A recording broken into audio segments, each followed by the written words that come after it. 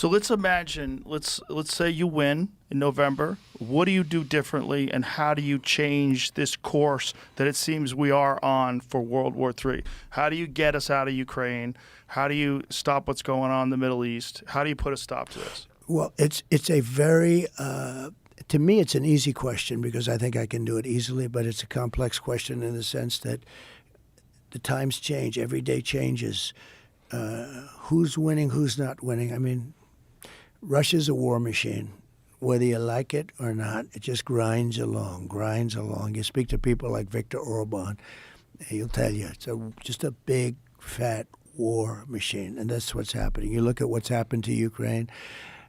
If I were there, it would have never happened. But what could you do now? If you well, get into office in January, what could you do now? Right now, you would get both of them. I know both very well. And again, I do not want to tell you, for the purpose of looking smart to 5 people that, that say, oh, he was great. Because if I told you exactly what I do, I could never make the deal.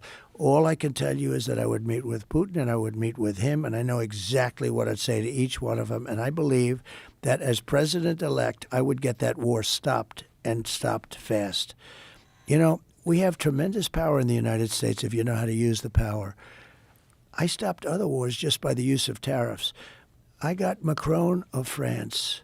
Good guy, like a friend of mine, but he's a wise guy. And he's a person that likes France, and he was going to tax our companies. I sent all the smartest guys. I sent Mnuchin. They all failed me. And I said, I'll do it myself. And I called him. I said, Emmanuel, you're taxing American companies. We're not going to allow you to do that. Oh, Donald, I cannot do it. Nothing I could do. It's already been passed. I said, Emmanuel, if you do that, I'm going to put 100% tariff on your wines and champagnes that come into the United States, and you're going to regret that you ever did it. He said, Donald, please, that's not fair.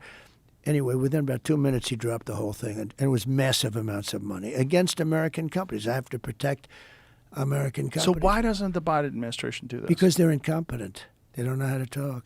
Look, they met in Alaska with the Chinese, and the Chinese lectured them about how badly we treat people, right? Okay? I mean, think of it. You remember that? It was like they didn't talk to me that way. They never.